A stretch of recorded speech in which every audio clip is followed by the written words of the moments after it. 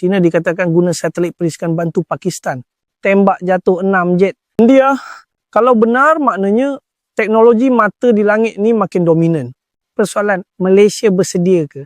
Kita suka sangat bermegah. Beli jet, beli radar. Tapi sistem perisikan cyber, sistem satelit, ada ke? Bila kuasa besar boleh tolong negara lain dalam peperangan, esok lusa kalau Malaysia kena perang proksi, siapa nak tolong kita? Atau lebih takut, siapa intip kita senyap-senyap? Follow dan subscribe. Video seterusnya, adakah pertahanan maklumat kita betul-betul kebal